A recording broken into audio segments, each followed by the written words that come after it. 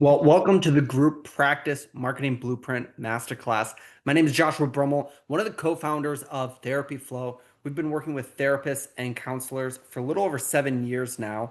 And what's great about that is we've worked with thousands of therapy practices, hundreds of group practices just this year in 2025, helping them grow, scale, and build marketing that works. Today, we're going to be going through the marketing blueprint, really the executive summary of what you should be thinking through, working on, and building inside of your group practice to make things work in 2025.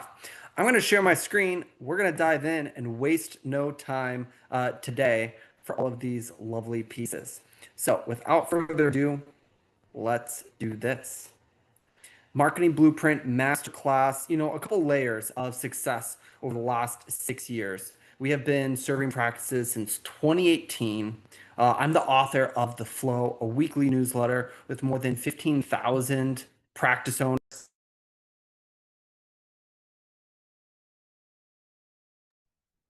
Somehow I got muted for a second there.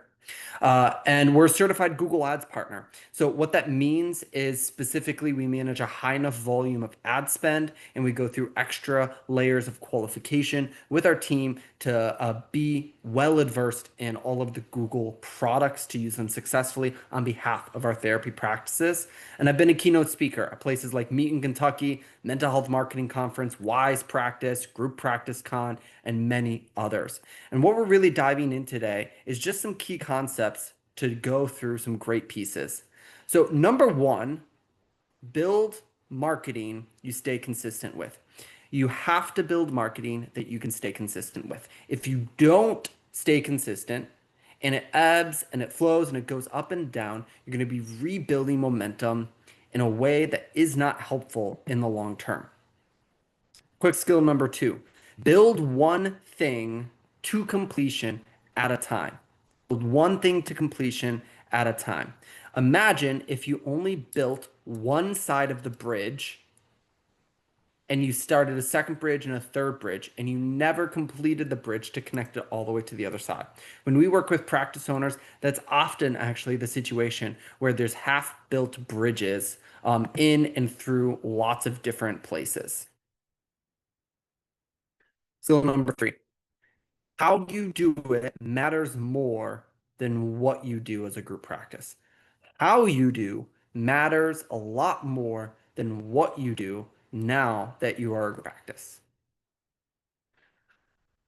If you go down to, I live right near Lake Michigan here in Chicago. If you go down to Lake Michigan and I bring a fishing pole and I put a gummy bear in the same pier that I see fish on, I'm not going to catch anything compared to if I put a worm on the hook. Same fishing pole, same spot, same everything. It's the bait. It's how I am fishing that matters. It's how I'm fishing that matters. And often, practice owners, group practice owners especially, have checked a lot of the boxes on marketing that they should be doing.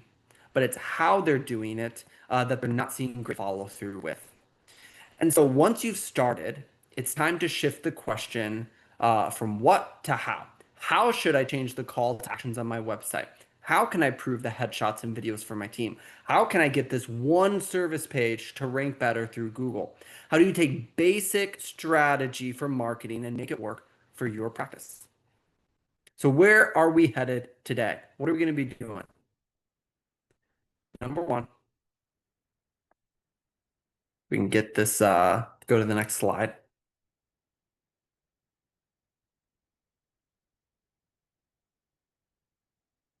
We're going to be talking about designing marketing that works in 2025. We're going to understand what, when, and how of advanced marketing strategy. If you're a group practice, you're past the basics, you're past build a website and get on site today. You need more than that. And we're going to equip you as a leader so your team and you get great results as your practice grows.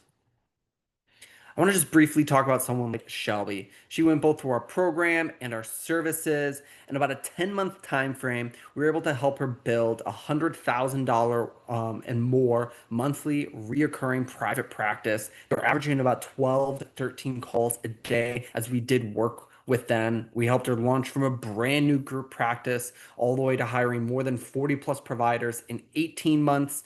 To date, they've got multi-state, 70 plus providers, all starting from scratch, following this exact blueprint, following this process that we're going to be outlining today. I can't go much further, though, than to talk about the changing industry. First off, we have the post-COVID boom. Really what this looks like is during COVID, there was a huge boom, and now there's a slight decrease in pressure for mental health services. Almost like your water pressure was like almost painful during COVID because there was just so many people seeking mental health care. There's not bad water pressure now. There are still volumes of people seeking care, more than enough to build a great business off it, but it's not quite as sharp as it was then. And there's increasing pressure that has entered this space over the last couple of years.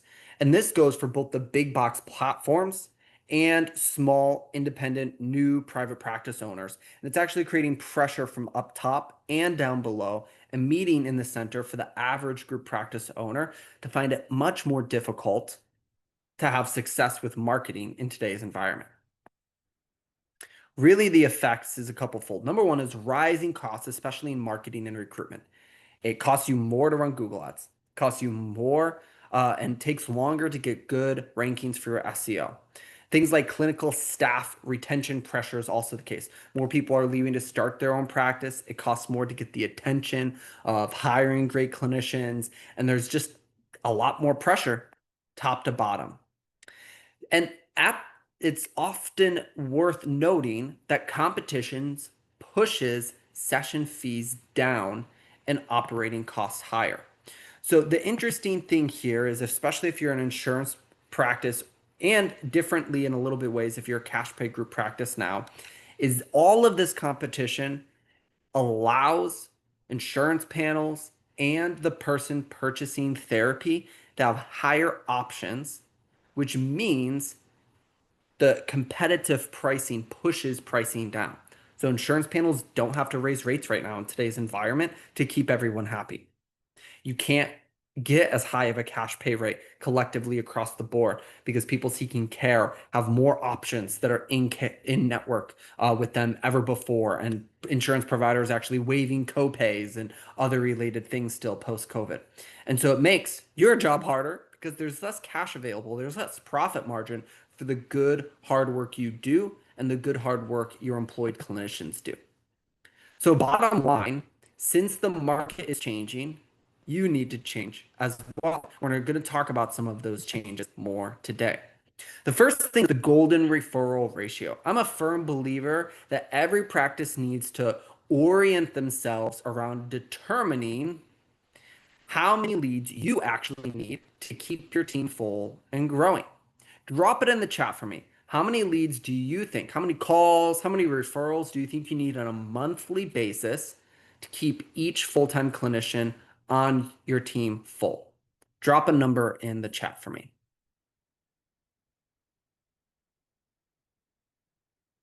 Think you need 5 per clinician? Think you need 20? Think you need 12? 1? Angela says 10. Brenda says 15. Matt says 10. Typically, we see on average, every practice has a lead to clinician ratio. It's this golden referral ratio. And a good initial benchmark is about a 10-to-1 ratio. One full-time clinician, so when you want to be doing more than 20 sessions a week, you need about 10 monthly leads. 10 monthly leads. That means, hey, if you've got 5 full-time clinicians on your team, you should be building a marketing system that generates more than 50 leads a month. Got 45 therapists on your team, you need a system that's going to generate more than 450 monthly leads as things come in. Now, there's 2 things that are really important here. As you grow, you're going to find your own distinct golden referral ratio. If you have numbers and you look back at the last 12 months and you can add up all of the leads that you have gotten in the last 12 months, the total volume, and you can divide that by the average amount of sessions completed, you'd get kind of a ratio per clinician on your team or per sessions completed. Really, your lead to intake close ratio, how many phone calls, how many leads are actually converting into paying clients, and your clinical retention rate. Once they become paying clients, do your clinicians retain them for 5 sessions, 12 sessions, 30 sessions, whatever that average rate is? So we do see some practices. It's a 3 to 1, it's a 6 to 1 ratio on a monthly basis. Other it is 15 to 20 to 1, either because their intake rate is really low or their retention rate is really low. So sometimes you don't actually need more leads coming. I'd say about once a week I talk to a group practice owner. They've got 7 clinicians, 12 clinicians on their team, and they're getting more than a 10 to 1 ratio for their practice.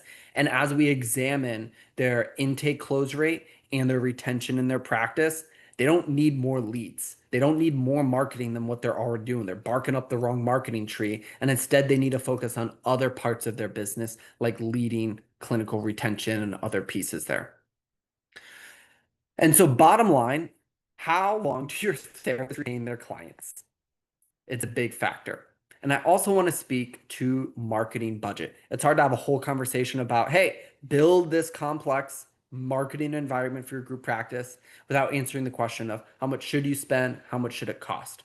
So there's an approach for revenue budgeting. Small Business Administration recommends about 10% of cash collection in a business goes towards marketing or remarketing the business. For most practices, right, that's like 6 to 15% of collections. That means if you did $300,000 in revenue last year, you could expect to pay somewhere between 10 to 45,000 of that in marketing this next year. Or you could calculate cost per channel growth or average spend per desired clinicians with a multiple. Let's talk about what that means. I really like a concept that I developed called clinicians growth budgeting. To run you through a simple exercise, let's say you're spending 3,000 monthly on all of your marketing channels right now. Your website, SEO, Google Ads, virtual assistant, whatever else, and you're able to keep 10 clinicians full. The rough math on that is great. You're spending about $300 per clinician on your team. So if you're saying, I want to hire one more clinician, logic says we need to spend about 3,300 if we're going to make that growth increase. We have to find a way to spend $300 more a month if we've successfully spent about $300 per clinician to stay full previously. Let's say we want to hire 10 more clinicians. Well, that means we probably need to figure out how to spend $6,000 more per month. Most therapy practice owners that I talk to don't have a baseline marketing budget. And one of the best ways to carve this out is to think through how many clinicians do you have on your team. 300 might not be the number for you. It might be $50. It might be $500. It might be $1,200. And believe me, if you spend $1,200 a month, you could probably still make a profitable practice work per clinician on your team. Probably shouldn't, but you probably could. That being said, if you think through that simple number and the heuristic of, great, I want to grow this practice where I want to keep this clinician full, dial up that marketing budget per spend. It also means every time you hire, you're like, got to find 300 or 500 more dollars a month to spend in a marketing channel. That brings us to new, more, better, the NMB framework. It stands for new, then more, then better. You can apply this to your whole practice, and today we're going to apply it to marketing and marketing design for private practice success. New looks like building a house. Hey, we need the house to exist. More looks like adding a second bedroom to the home or expanding the practice. Better looks like the landscaping outside of the house, painting the inside of the house, making it look pretty, making the house more functional based off of the base layers. In the private practice space, new looks like launching marketing, like getting on site today or building ads, hiring an admin, or opening an office for the first time. More looks like spending more on the ads, hiring more, delegating more items off of your plate, filling the office space, or opening another location. Better looks like improving the ad quality, your service or landing page quality. Better looks like doing more article keyword research for the SEO blogs you're already publishing. Better looks like improving the quality, the look, the feel, the function of a website. So, what do you think before we go channel by channel, marketing strategy by marketing strategy with new, more, better? What do you think the number one practice owners mistake that practice owners make when marketing? Drop it in the chat. What is the number one mistake you think practice owners make? Maybe you think you're making, who knows? Maybe it's all of them. Drop it in the chat. What mistake are they making? Not doing website and SEO optimization at the same time, not investing in the marketing. What else? What other mistakes do you think practice owners are making? What's the number one mistake?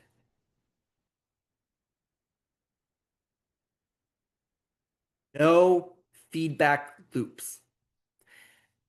If you don't track the results, you don't know if it's working.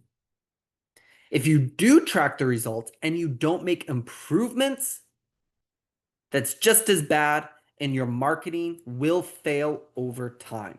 The reason why I say over time, it goes to something like, hey, if you invest a bunch in SEO, SEO has a shelf life to some degree. If I do 6 months of work today, it's going to last 6 to 12 months or more after that work potentially. But if I stop measuring it, if I stop making improvements, if I take my eye off the ball, eventually over time, that marketing strategy is going to fail. If I stop tracking the success of my marketing, if I never track the success of my Google ads and I spend the same amount a month in perpetuity, eventually those ads are going to break and not work as well. I talk to practice owners every day where their practice is not getting as many leads or referrals as they used to. And it's because they stopped doing activities or they stopped measuring the progress with a feedback loop. What is a feedback loop? I just had a podcast release, the Wise Practice podcast, just on this topic of feedback loops and why you need it in your marketing. Really, you take an action, you measure the result, and then you adjust your marketing plan. It looks like micro feedback loops, macro feedback loops. We're going to go through channels here, but every channel has an ideal feedback loop, meaning when you look at your psychology today, you need to measure the success of psychology today and update your marketing plan with psychology today for you and your clinicians at a different rhythm than Google Ads, than your website, than fill in the blank. Every channel has an ideal feedback loop, and we have to build one for each and every channel. And real quick, if you are seeing a decrease in referrals, number one, something probably broke. Maybe your ad stopped spending. Maybe your landing page stopped working. At least once a week, I also talk to a practice owner where they have a broken phone number, they have a broken form on their website, something broke, and you need to do an audit. I really recommend an audit of all of your buttons and your phone numbers and all of your layers about every 6 months as a practice owner, because every week I uncover with a practice owner something big that was costing them referrals just because it broke. Number two is you stop doing what you were doing. Talk to practice owners often. They're like, yeah, I networked a ton over the last couple of years. Haven't really done that in the last 2 years though. And my word of mouth referrals are just trailing off. Well, you stop networking. So it started to trail off over time. And then, quite simply, the industry outpaced you.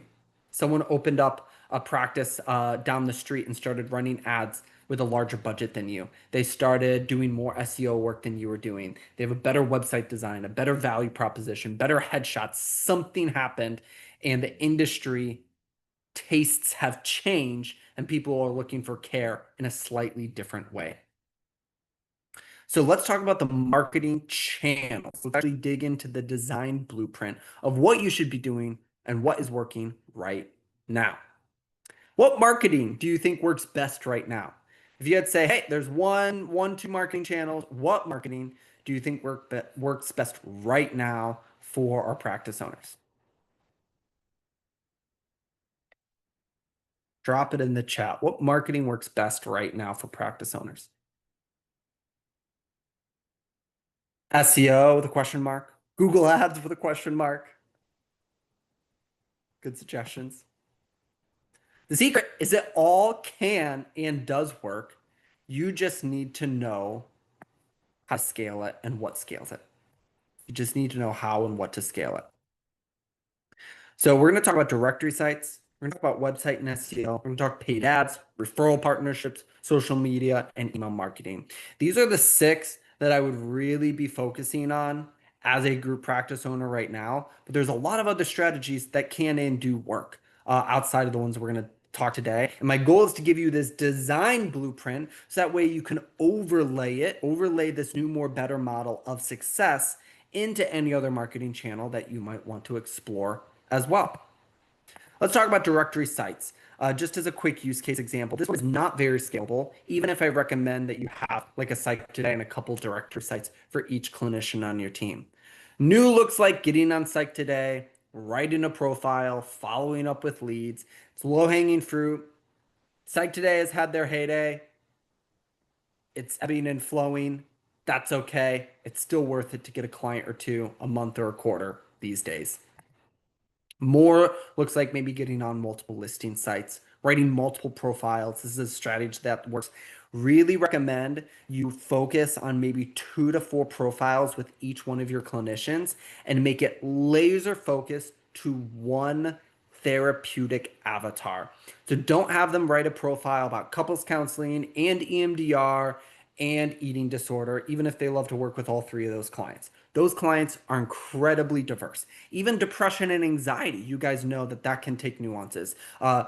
Big trauma versus little trauma, all of those layers, have them write it really granularly focused to one headline, one avatar. And this really gets into the better, investing in a headshot, filming that video, paying or learning how to write strong sales profile copy, improving call to actions. Hey, get matched with me today. See if I can help resolve your OCD today. Stop being whatever today. Reach out, email me. There's ways to improve this, and we can figure that out. We can also connect Psychology Today to something like a CRM to automatically nurture leads and get them on our list for email marketing and other pieces.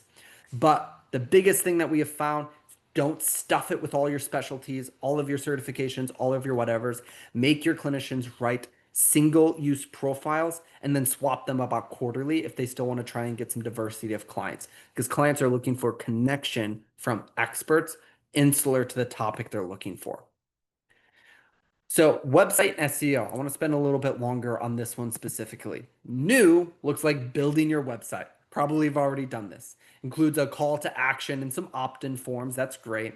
Writing niche specific service pages. So if you just have like, here are the services we offer, new still looks like getting all of your core services with individual service pages. So you have your depression, your anxiety, your EMDR, each broken out into its own web page for SEO best practices primarily.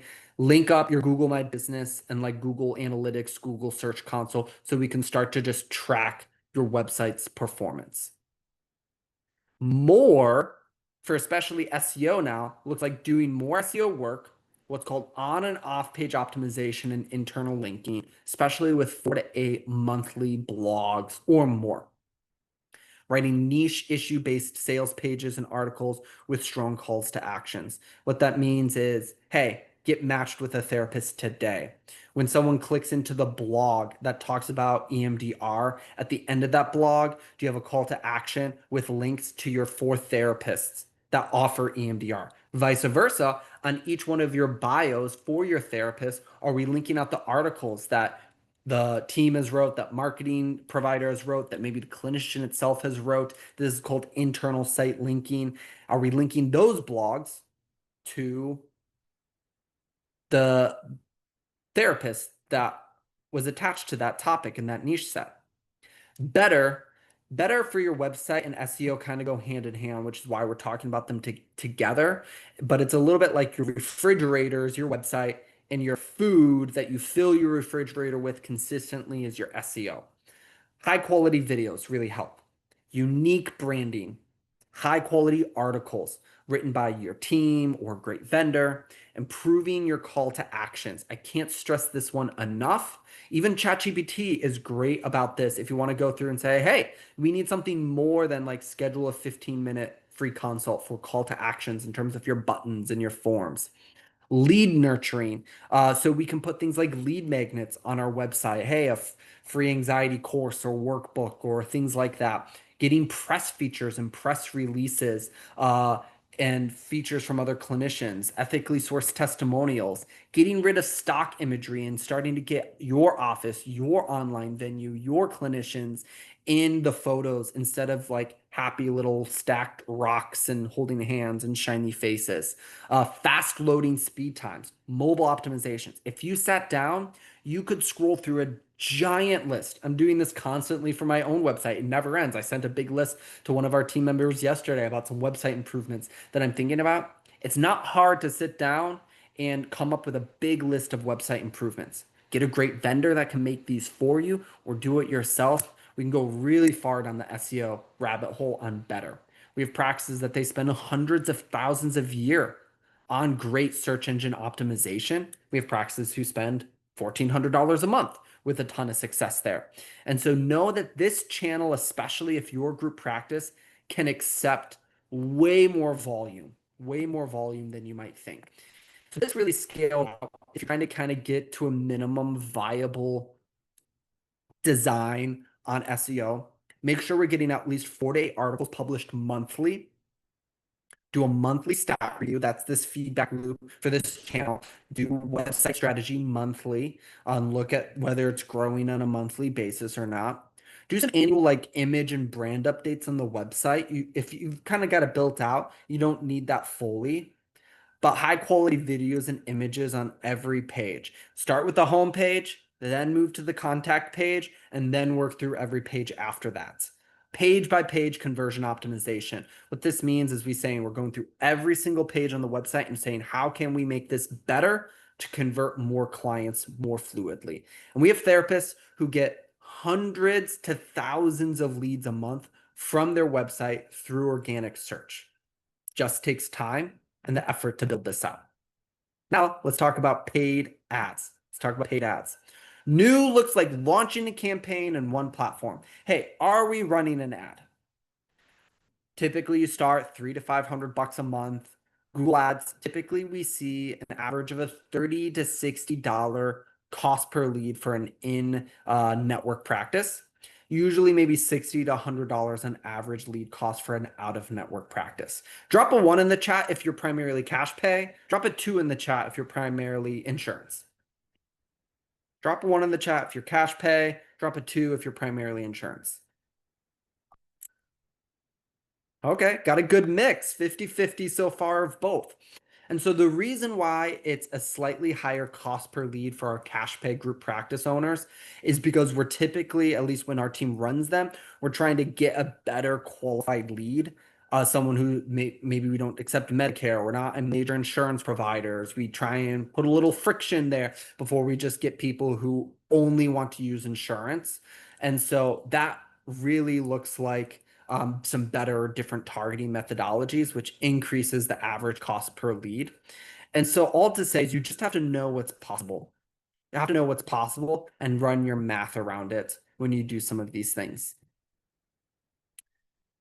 More, when you're running Google Ads, looks really like increasing budget volume first. Sometimes splitting out the campaigns into some specific topic-based and keyword-based genres. So maybe we split out EMDR and the rest of your general counseling methodology. Maybe we split out psych testing. Maybe we split out the eating disorders and run the rest of it. Maybe we've got couples, anxiety, depression, and EMDR all together. Some options there.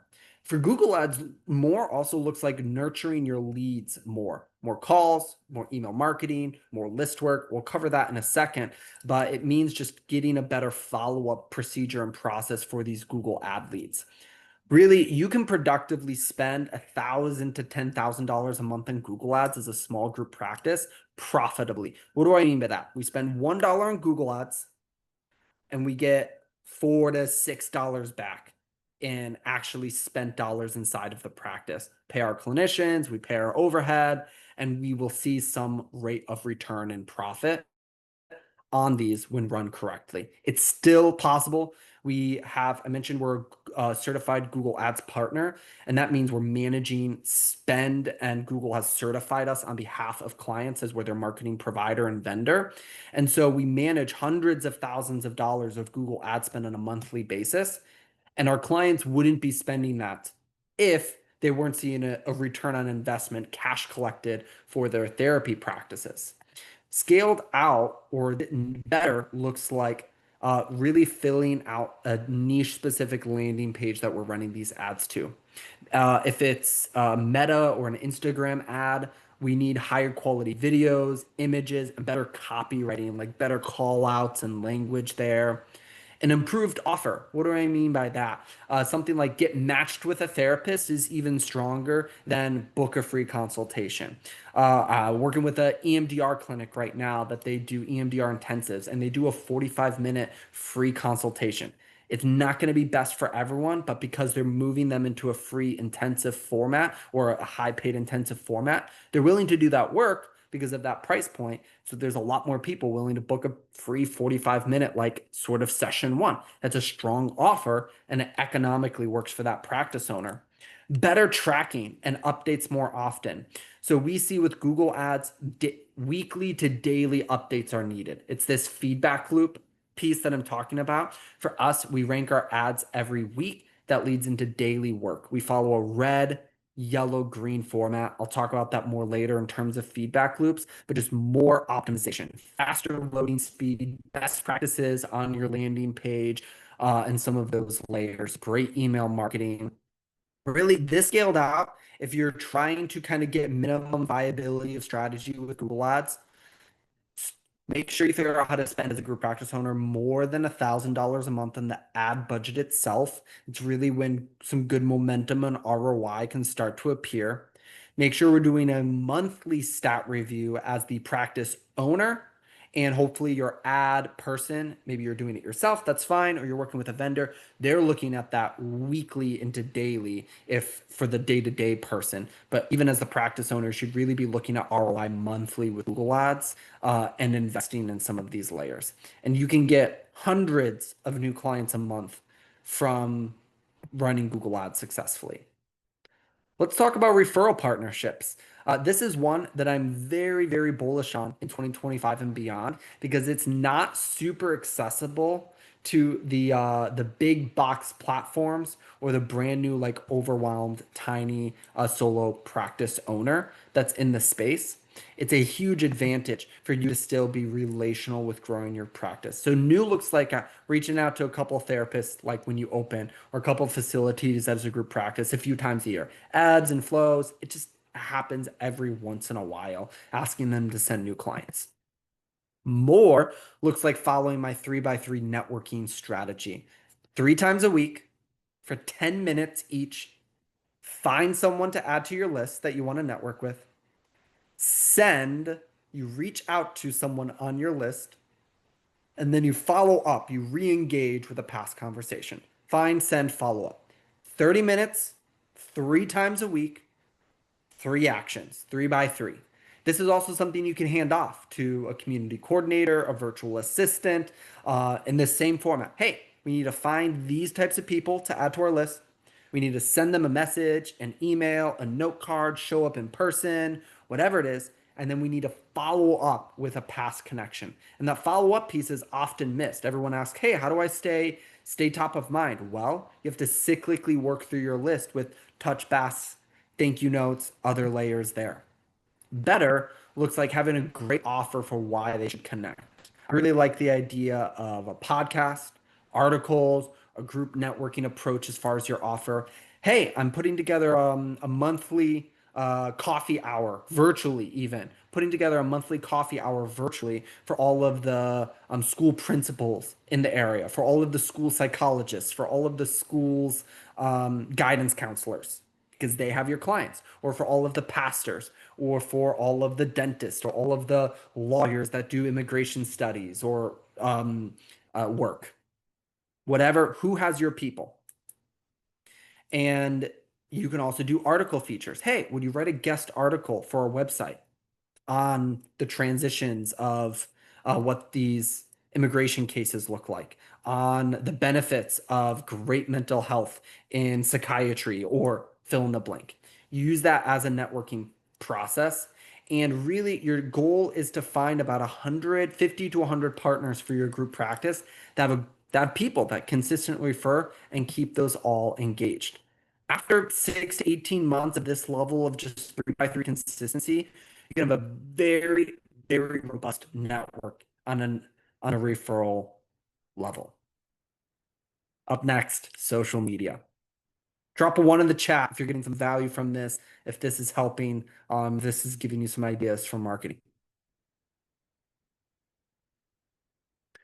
New looks like creating your accounts. Hey, are we on social media? Maybe we've posted a few times, and we're not really expecting new clients from these front-facing assets if they just exist. More looks like working through the 5 stages of social media growth. Stage 1 is posting infrequently. That just means, hey, we're on an account. Every once in a while, we've got some posts. Stage 2 is posting semi-consistently, 1 to 2 times a week in that platform. Stage 3 is what we call the list building stage, and this is where we have a planned post frequency for how often we're doing it. And we're doing it in such a way the platform might start rewarding us with some new followers and some new people like interacting with our content consistently. Stages 1, 2, and 3, we're not expecting any new clients to come from us if we hit these stages. The best we can hope for is that if other people are researching us from a site today, from our website, from other places, it's not like a ghost town. It's not a turnoff if they land on our social profiles.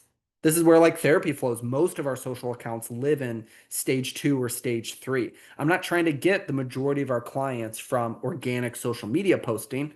I'm trying to have some value driven content. So if someone shows up to those platforms, they get a little bit of education and they're like, huh, yeah, maybe I do want to work with Therapy Flow.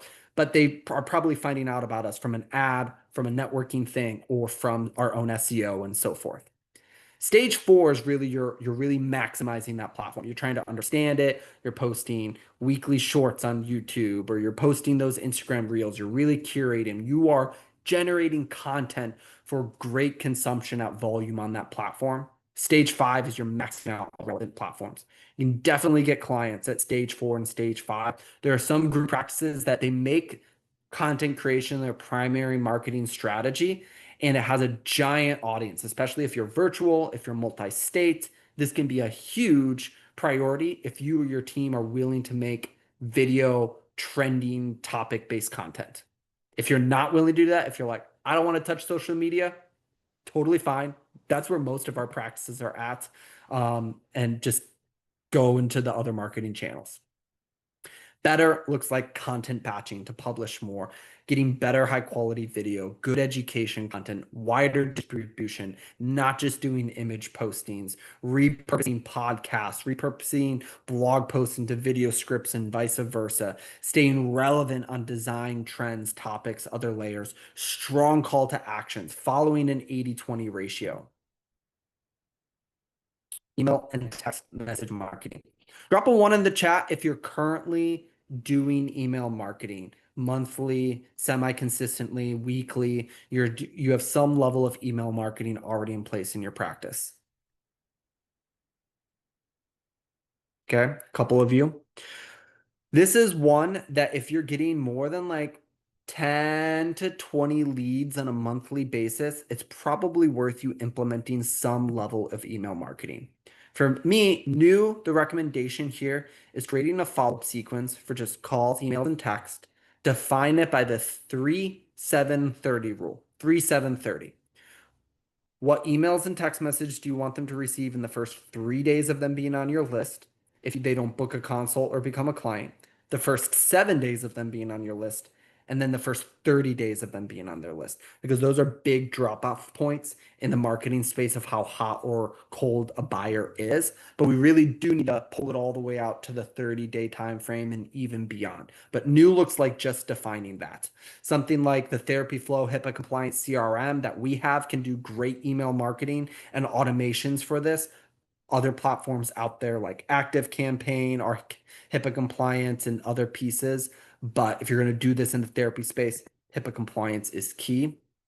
More looks like using a CRM or automation. And I'm a really big fan of implementing a monthly or a weekly newsletter that you send to your entire both active client and your lead list. You don't really segment the audience there. If they opt in, they can be on the list appropriately. And you're going to have something more value driven, education based, topic based. It can even be short and sweet. Sometimes one paragraph, little tips, tricks is enough to get top of mind with a good call to action, a resource that you can drop, something in more of a newsletter format that you send to your list weekly or monthly is a great starting point. And then it can also look like communication. New specialties available, new clinicians available, new times available, new certifications, things like that, that you should be remarketing back to current clients.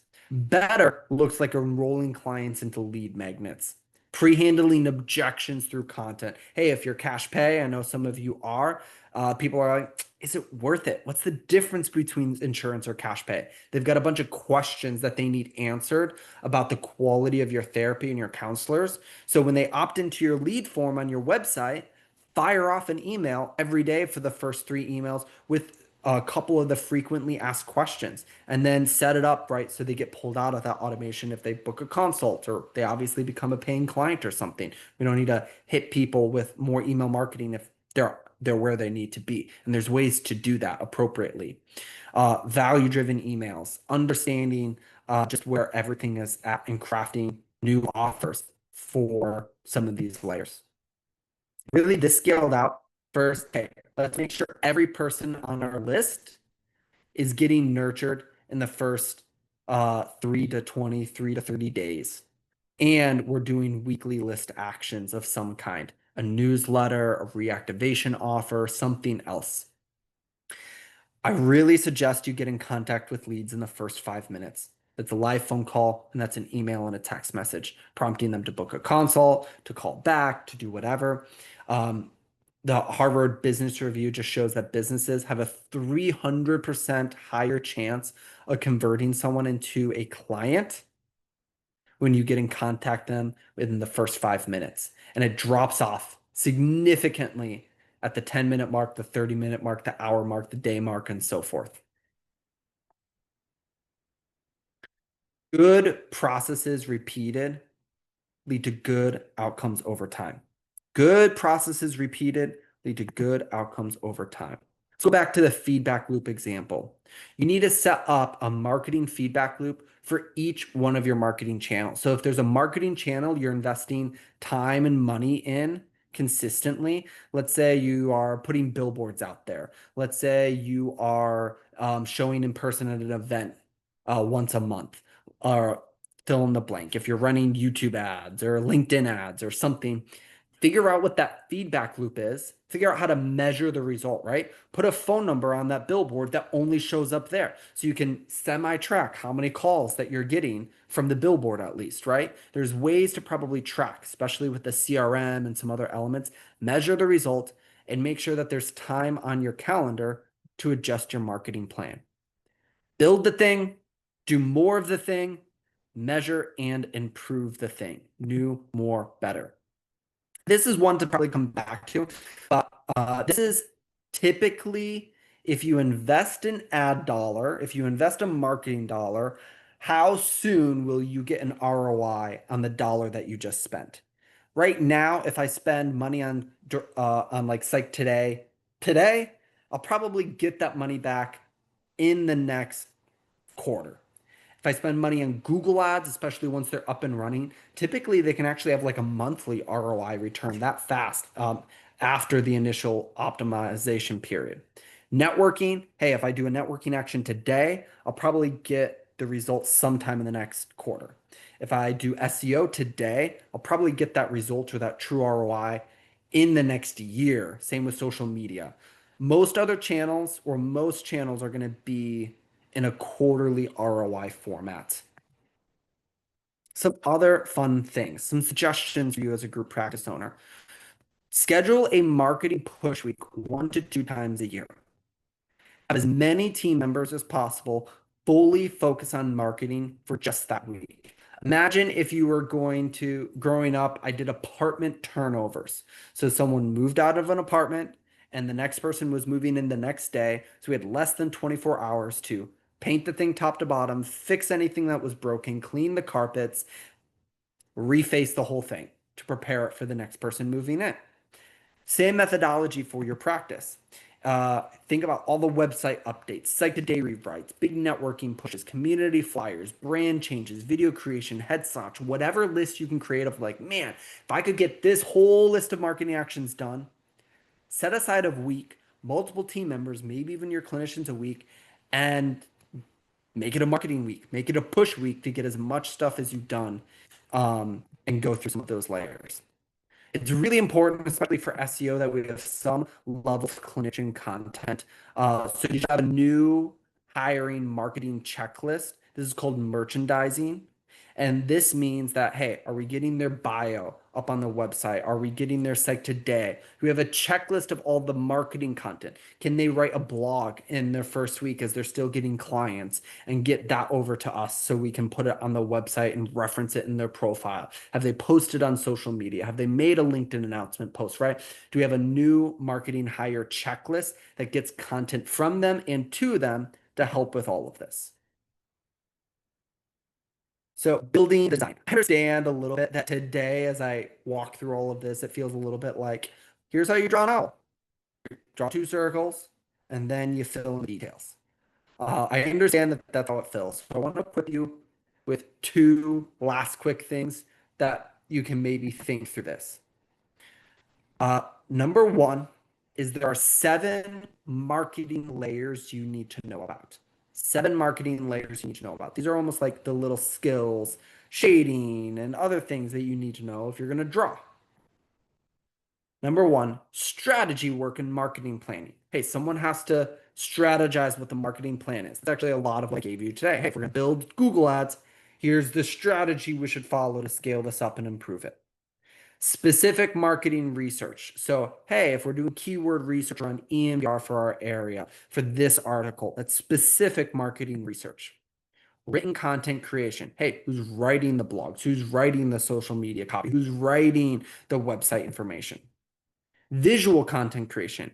Infographics, social media posts, infographics on our websites, or little images on our websites, or our branding, visual content. Content publishing and insertion. So who is physically inserting the email content and building the automation, maybe even? Who is publishing the blog? Who is posting it on social media? Web development and automation. So kind of a subset of creation, but this is more of a technical layer. Who's building inside of the website? Who's creating the email marketing like layers to get that content to our clients? And then 7, performance and KPI tracking, that measurement result and loop. The final layer is both technical and manual. You need systems like a customer relationship manager, a CRM, Google conversion tracking, meta pixel targeting, and more in a HIPAA compliant way. You need to be able to both auto track performance as well as figure out how to review it for your practice, which brings you back to layer 1 of strategy and management. So questions as I go through those layers is, what calendar changes do you need to make? Does marketing show up as a priority on your calendar to review, to make changes, to work with your vendors? Does it show up as a priority right now?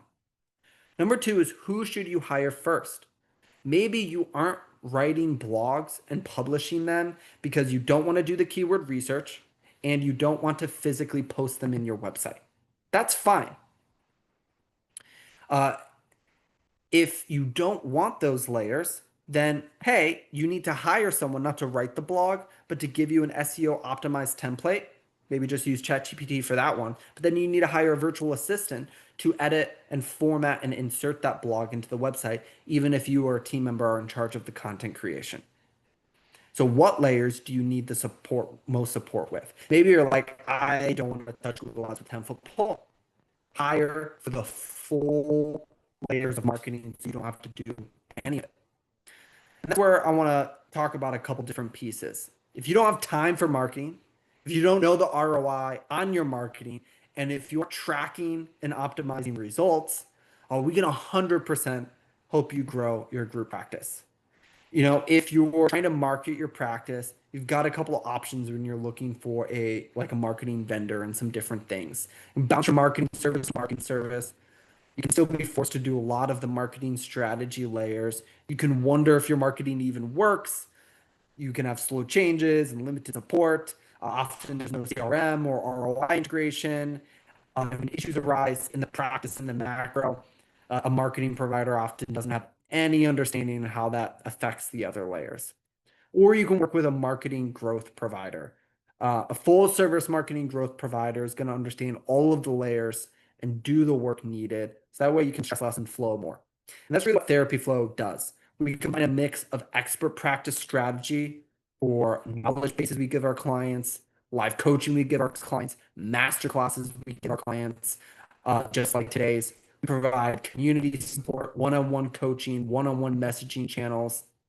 We've got someone like Kenny, just about 6 months after joining our marketing services and coaching program, he doubled his intake volume and he went from 1.2 million to over $2 million in revenue in under a year working with our team. He'd been stuck at about $1 million for over 4 years before working with our team. And one of the reasons why it works so well is we're giving that feedback loop piece, the HIPAA compliant CRM. We're helping you get off spreadsheets and getting more automated access to track leads, track outcomes, sync data. And that's a huge win. But we're also taking a full marketing channel approach. So when we think about, hey, what's needed to get done for something like Google Ads?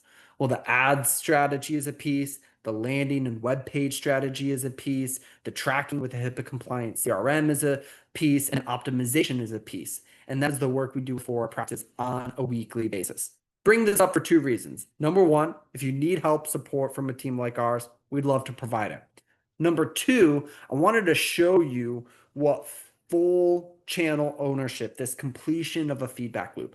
You should be striving as a group practice owner to build and work with vendors or build inside of your team complete feedback loops inside of your marketing channels so they can be as successful, that it's not a half built bridge. We don't build half bridges for our clients. If we do SEO, if we do Google Ads, if we do website management, if we do coaching, right, we're going to provide all of the layers needed for the practice to be successful with that marketing channel. And so this is a great example of it. And as you walk away today and you're saying, hey, I am running Google Ads. Well, what layers are missing tracking and optimization? I am doing SEO. Well, what layers are not being leveled up? Other client wins we've had in the last 90 days with the marketing systems. Kim is getting 15 plus new Google ad leads in the first 3 weeks of ads that we launched for her. Jeremy got 4 new leads in the first month after 4 months of working with another ad company, never having had results. Jessica was finally had the marketing system work in a constant system that let them get 60 plus intakes a month. We helped them go from a $10,000 a month practice to a 7-figure practice in about a year and a half, hiring and filling out providers. Bottom line, thanks for being here. If you want to work with a dedicated team with 6+ years of working with group practice owners, a partner that will actually track and measure ROI with you and share that, someone that can do the ads, the website, the SEO, the strategy, the CRM, and even provide some coaching. We'd love for that to happen. I'll drop a link in just a second. I'll stick around for minutes to answer niche questions about marketing, your strategy, anything else, and I'll drop a link to book a one-on-one call. Thanks for joining us for the Marketing Blueprint Masterclass. Happy you're here. The slides and the different layers will be shared appropriately. Everyone that was here today live and could not make it. And so I hope that this was helpful. And let me get this link in the chat. If you want to book a call, it's actually a link to my calendar. What you do is you just book that call right now and find a time for us to chat. We're going to talk about what you're doing, what's working, what's not working, and what you should be doing. That golden referral ratio. And if we can help, we will. If I need to point you in a better, different direction, happy to do that too. I typically will have 2 to 3 calls with a practice owner before we pull like the trigger on something. Google Ads aren't always the best option for a practice, or there's something really wrong happening with them. SEO is not always the best strategy based off of your goals and so forth. And so it's really going to be a feedback conversation. Most of our services range between the $400 and $1,500 monthly range. It can be more than that if we're doing sort of full service for group practice, depending on your size, but just to kind of give you that estimate. And really, what we care most about is you building a marketing system that sets you up to fill out your current team and confidently hire new team members. That being said, drop questions in the chat, grab a slot on the calendar now before things and weeks get away from you. Love to sit down with you next week and following week. Just talk about your marketing strategy, talk about your growth goals and some of those pieces. The last thing that I'd say in reference to all of this is Therapy Flow in partnership with Green Oak Accounting.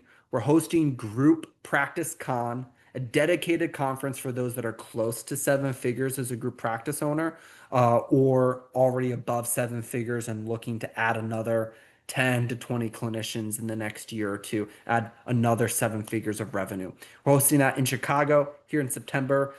Just grouppracticecon.com. I'll drop that link in the chat as well. I don't know the size of all of your guys' practices that are watching this or grabbing this, but I know sometimes being in the room with experts and being in the room with all of the conversations and layers needed for success in a single insular weekend can really accelerate growth in a substantial way across marketing, intake, recruitment, systems, operations, and get a full big roadmap from everyone that is there.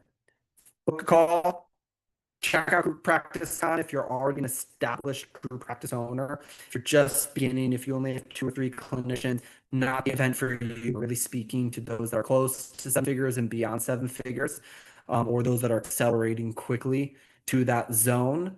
And so, sticking around, love to answer questions. Come off of mute, come off video, and we can dive in more specifically with where things are at with you.